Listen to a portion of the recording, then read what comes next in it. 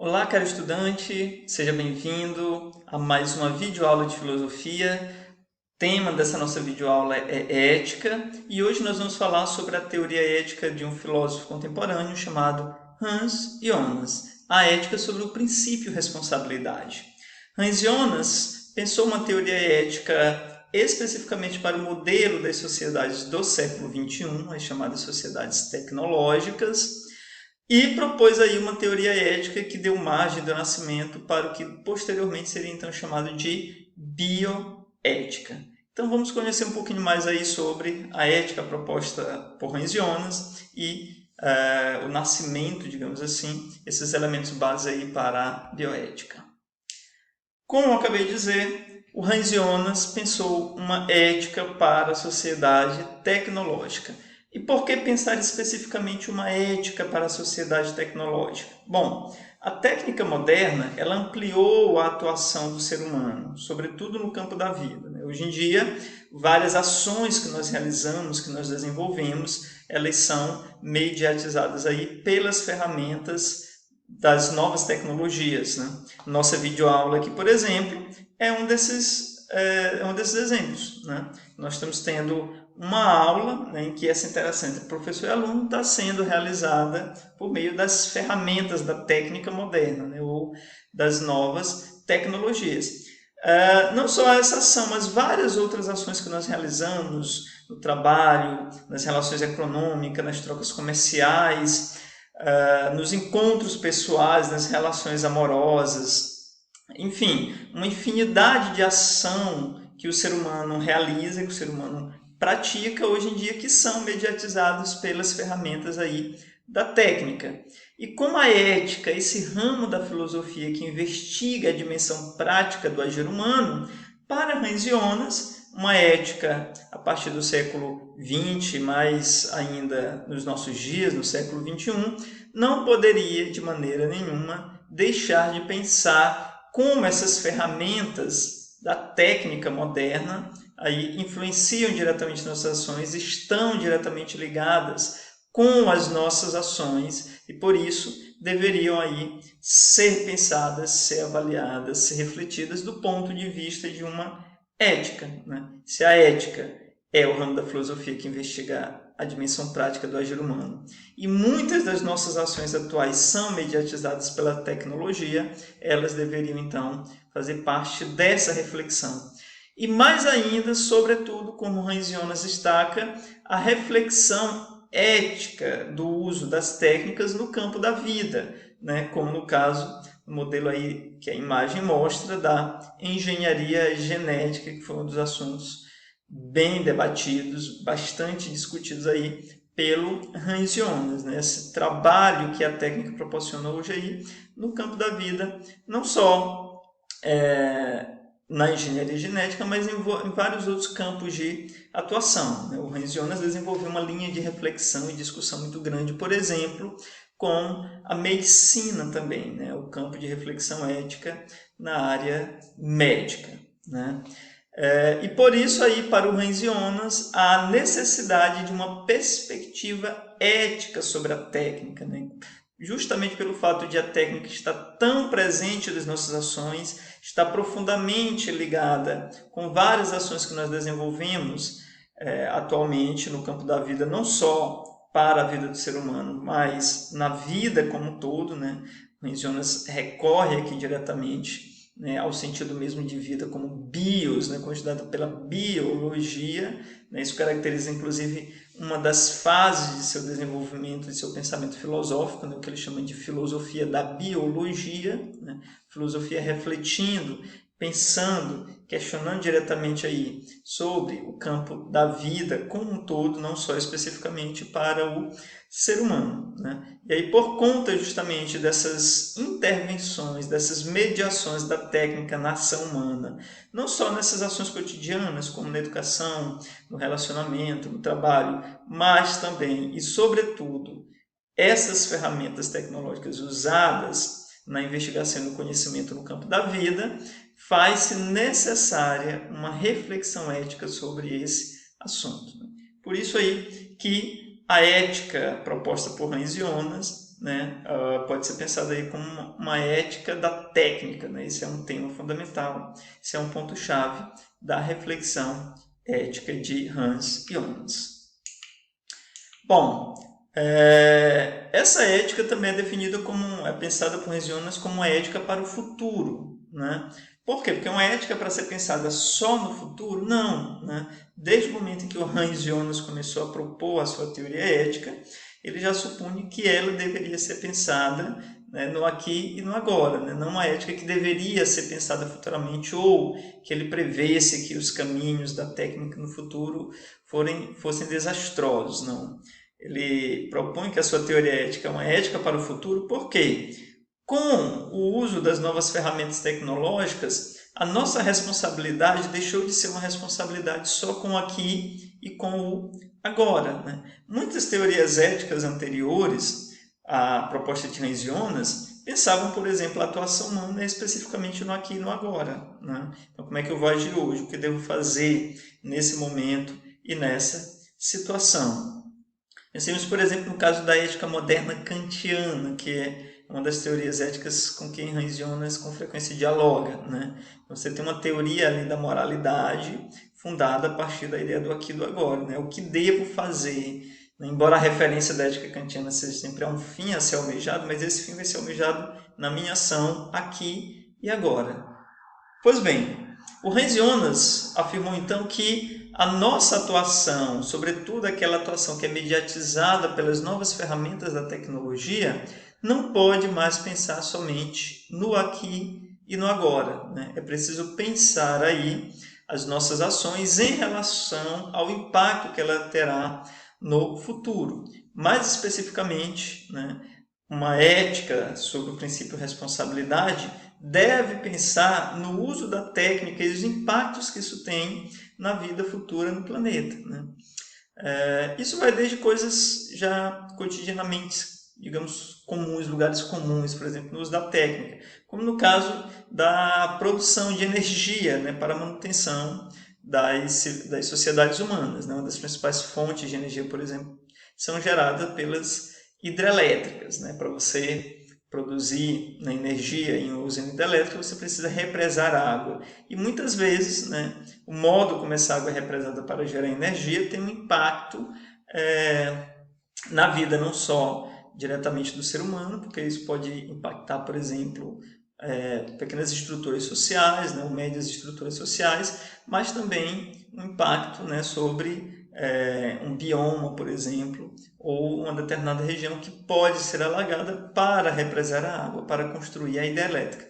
Então, aqui agora talvez não tenha nenhum impacto direto, mas no futuro isso pode intervir, por exemplo, de maneira mais ampla, né, em todo o processo, em um ecossistema, por exemplo, de uma determinada região onde essa usina é instalada. Então, tem certas ações da técnica que são praticadas hoje, mas que seus impactos só serão vistos no futuro, né?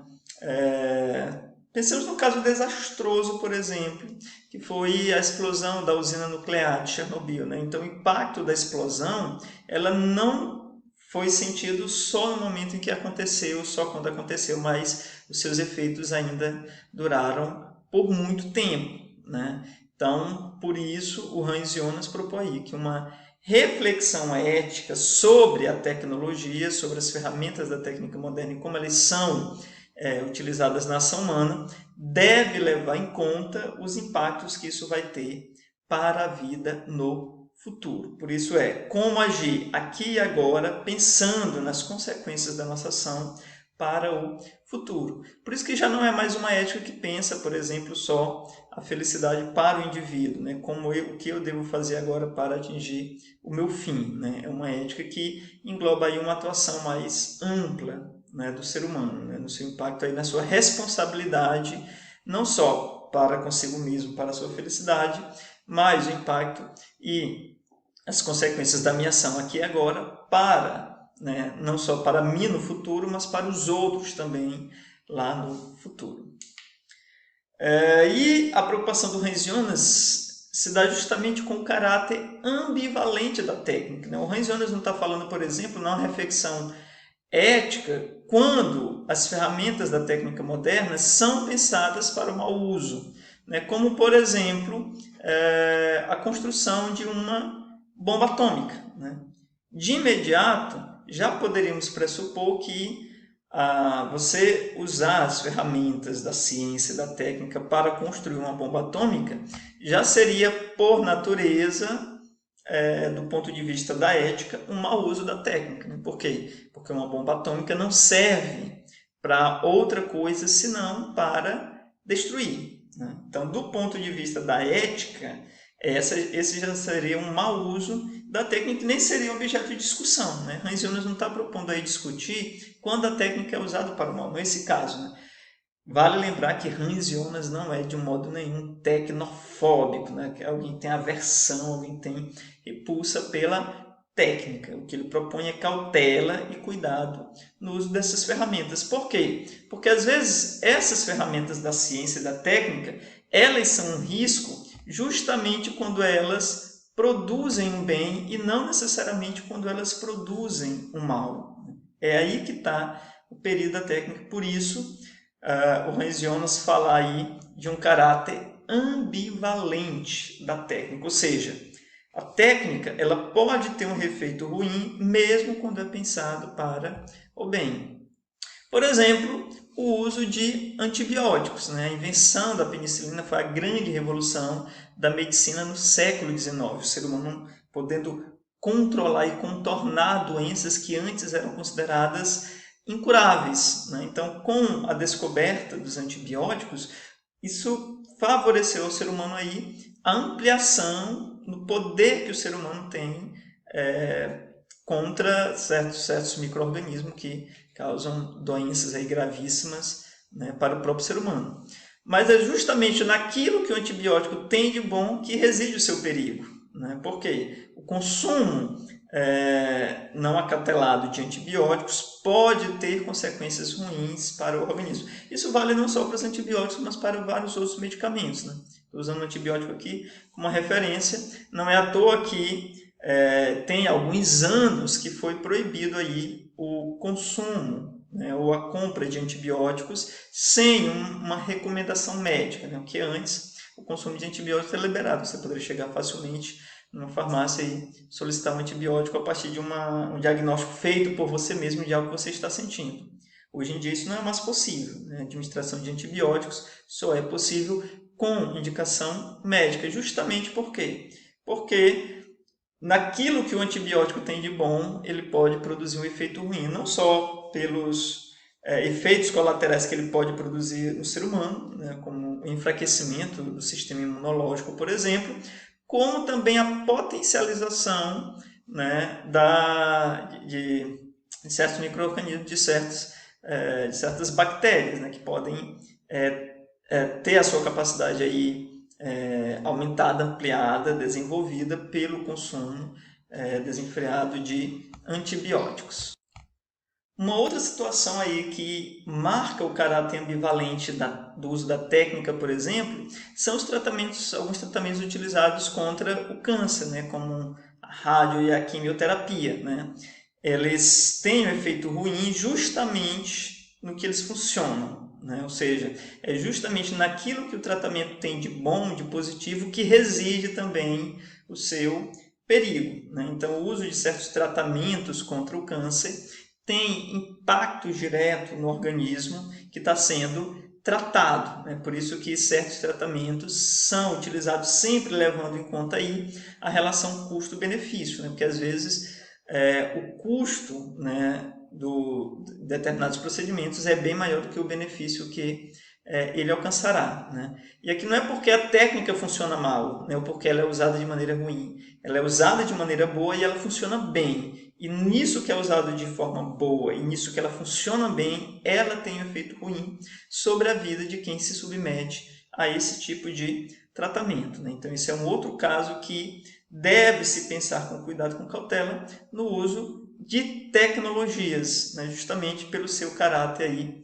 ambivalente, ou seja, o que tem de bom, o que funciona bem, pode ter um efeito ruim. Por isso, Hans Jonas dialogou tanto com o campo da medicina, justamente para pensar a responsabilidade ética da atuação médica no campo da vida, aí, nesse caso, mais particularmente da vida humana. Um outro caso também em que a técnica pode ter efeitos não muito positivos quando ela funciona bem é no campo da engenharia genética, e esse foi uma outra área muito discutida, muito debatida por Hans Jonas quando em vida, e que se torna ainda objeto fundamental de reflexão da sua teoria ética. E por que a engenharia genética? Justamente aqui se evidencia mais especificamente a proposta de uma ética para o futuro e de se pensar a responsabilidade não só no aqui e no agora, mas as consequências disso para o futuro. Por quê? Uma diferença fundamental entre a engenharia mecânica e a engenharia genética é que na engenharia mecânica, quando você pensa a intervenção, a mudança numa peça de uma máquina, por exemplo, quando você muda uma peça de um relógio, eu vou substituir esse tipo de mola por aquilo ou outro. Você consegue prever todos os efeitos que essa intervenção vai ter sobre a máquina. Então você consegue imaginar bem, é como num carro, por exemplo, né? Quando uma montadora de carro faz uma mudança no mecanismo do carro, né? Na estrutura mecânica do carro, né? Com um tipo de embreagem, por exemplo, utilizada na forma de passar a marcha, você consegue prever aí todos os resultados, com frequência positivos, claro, para essa intervenção. Por quê? Porque a mudança naquela peça não vai influir na mudança de outras peças, vai influir no modo como outras peças funcionam, mas isso você consegue prever na mudança que você vai fazer em determinada peça. Então, se mudou uma peça, você consegue prever como a mudança nessa peça vai intervir no funcionamento de outros, mas em nada vai interferir, ela não vai promover nenhuma mudança em outras peças. A mesma coisa não acontece com a engenharia genética. Quando você muda uma peça na engenharia genética, você não consegue prever, pelo menos a médio ou mesmo a longo prazo, como essa intervenção vai interferir no sistema como um todo. Então, você muda ali um gene do tomate, por exemplo. Eu vou tirar, né, essa parte aqui do gene e vou colocar essa outra aqui. Beleza. Mas você não consegue os efeitos que isso vai ter, os processos de mutação que isso pode produzir. Por quê? Porque um tomate não é uma máquina, é uma coisa viva, né? E o funcionamento da vida não é ainda um mecanismo que está completamente ao controle do ser humano, embora o ser humano tenha avançado muito, mesmo depois, desde o Hans Jonas. O ser humano avançou já bastante, sobretudo no campo da engenharia genética e em outros campos de atuação. A médio e a longo prazo você não consegue prever os efeitos que isso tem no futuro. E ainda mais nesse caso, né, de alimentos que são geneticamente modificados, chamados alimentos transgênicos. Né? Vale lembrar, inclusive, que aqui no Brasil, né, todos os alimentos que são produzidos e comercializados oficialmente com produtos transgênicos precisam de uma identificação. Né? Vem aí uma identificação. Este é o símbolozinho que serve para identificar quando um produto é transgênico, certo? Isso é regra aqui no Brasil, todo produto, todo alimento feito a partir de produtos transgênicos precisam ser identificados. Pois bem, a questão aqui, por exemplo, é que quando você ingere um alimento transgênico, né, a ciência não pode determinar e prever com grande grau de acerto as possíveis modificações e intervenções que aquilo também vai ter no nosso organismo. Né? Por quê? Porque o nosso organismo vai assimilar, né, esse produto que foi geneticamente modificado, né? E não se tem ainda domínio e controle de como isso vai interferir no nosso organismo e mesmo como isso pode interferir no desenvolvimento desses alimentos no futuro, se isso pode provocar, por exemplo, mudanças fundamentais. Por quê? Porque aquela mudança ela vai ser assimilada pela estrutura viva. Né? Isso pode levar também a mudanças em outras características do alimento. É diferente na máquina. Né? Você troca uma peça na máquina, aquela peça não vai modificar em nada uma outra peça. Agora, se você muda uma peça de um gene, isso pode sim levar a outras mudanças, a outras características na estrutura viva. Né? Por isso aí, o cuidado muito grande que se deve ter. Mais uma vez aqui, o cuidado se tem não porque o uso pode levar a erros, mas mesmo acerto, ou seja, a ciência fazendo com todo grau de acerto intervenções genéticas em alimentos, e isso pode ter efeitos ainda que o ser humano não controla completamente, né? Então, algumas tecnologias já propunham ionas poderiam aí ficar meio em suspenso até que se tenha de fato um total domínio sobre o seu uso. E aí, o imperativo da ética da responsabilidade é justamente esse: haja de tal forma que a atuação seja compatível com a manutenção da autêntica vida humana no planeta. Aqui, mais uma vez, como eu disse, o Hans Jonas faz um diálogo com a ética kantiana, só que, em vez de um imperativo categórico da razão estabelecido pela estrutura pura da razão prática, como diria Kant, né, age de tal forma que a máxima da atuação possa ser tomada como lei universal, né, esse imperativo ele não se estabelece a partir de um fundamento a priori, né, mas é a partir mesmo da responsabilidade que a nossa ação tem, né, sobre as gerações futuras. Ou seja, como a nossa ação hoje no planeta, como o nosso comportamento, a nossa forma de consumo, a nossa forma de se alimentar, a nossa atividade de produção impacta a vida futura no planeta e uma autêntica vida humana, né? Então esse é o imperativo do princípio de responsabilidade proposto por Hans Jonas, né? De uma ética da responsabilidade. A nossa ação, hoje, no aqui e no agora, deve ser compatível com a manutenção da autêntica vida humana no planeta lá no futuro. Então nós temos responsabilidade por aqueles que virão. O Hans Jonas diz, por exemplo, a nossa geração ela não tem responsabilidade nenhuma para com o futuro no que diz respeito a garantir certas coisas, como, por exemplo, a cura para o câncer definitivo, né? Não temos nenhuma obrigação moral fundamental de que a nossa geração deve fornecer para a geração futura uma cura para o câncer. Se a nossa geração conseguir fazer isso, isso vai ser um benefício muito grande para a geração futura no planeta, mas não é um dever moral. Agora, é sim um dever moral garantir que as gerações futuras possam ter uma vida autêntica como a que temos atualmente. Ou seja, o nosso consumo de água hoje, nós devemos consumir água hoje de modo tal que a nossa ação permita que as gerações futuras também tenham acesso a esse bem natural fundamental, não só para a vida do ser humano, mas para a vida do planeta como um todo. Por isso que para Hans Jonas esse cuidado se estende não só da ação do ser humano com o ser humano, mas a ação que o ser humano tem com a natureza como um todo. Né? Por quê? Porque a vida é um todo integrado no planeta. Né? O ser humano não pode viver sozinho fora de todo um contexto bem maior de estrutura viva que o planeta garante. Né? E a nossa ação, a nossa atuação, o nosso comportamento hoje deve ser compatível aí com essa a manutenção da autêntica vida humana no planeta. Daí porque uma ética para a sociedade tecnológica, daí porque uma ética para o futuro, daí porque uma ética sobre o princípio responsabilidade. A nossa responsabilidade hoje não é só para aqueles que partilham imediatamente da vida conosco, aqueles que partilham do mesmo espaço que nós, mas a nossa responsabilidade é para com a vida no planeta como um todo.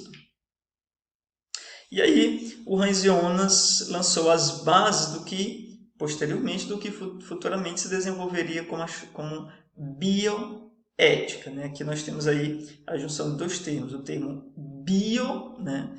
Que significa, do grego, significa vida, e o termo ética, né? Que é esse ramo da filosofia que investiga a dimensão da ação prática, a dimensão prática do agir humano. Então, a bioética é a reflexão ética acerca do campo da vida, ou seja, como a nossa atuação no campo da vida tem impactos aí e levam a questões aí fundamentais. Então, todos esses temas aí são temas que estão relacionados à bioética, né? A ética, a eutanásia, a morte digna, o aborto, a clonagem, né, o uso de alimentos transgênicos, a eugenia, o trabalho com células-troncos, a gestação assistida e o trabalho com transplantes. Então, tudo isso são atuações no campo da vida mediatizados pela técnica e que o Hans Jonas já propunha isso, né, um pouco antes e posteriormente a fundação propriamente chamada bioética propõe essas ações não podem estar livres de uma reflexão ética. Né? Pensemos no caso da eugenia, por exemplo, né? O processo de seleção, né, de combinação genética entre espécies para preservar determinadas características, né? Uma coisa que deu origem aí à genética, por exemplo, no trabalho com vegetais, né? Quando você leva isso, por exemplo, para o campo da vida humana, isso se torna extremamente delicado, né? Por que vai ser? Não? Então vamos combinar, né, a reprodução de indivíduos que possuem certas características genéticas para preservar, né, essas características no futuro. Para quê? Porque a gente tenha seres humanos melhorados, digamos assim, né? Um técnico usado, por exemplo, durante o nazismo na Alemanha, né? Então você combinava, estimulava, né, a relação e a reprodução entre indivíduos que tinham determinadas características genéticas para que essas características fossem preservadas. A questão aqui é quem decide quais características genéticas são boas ou ruins, né? Com a imagem de um ser humano bom, de um ser humano melhor que a gente tem. Eu quero preservar determinada cor de pele, por exemplo, né, no ser humano. Mas quem vai decidir qual é a cor de pele boa para o ser humano? Né? A negra, a parda, a branca? Né?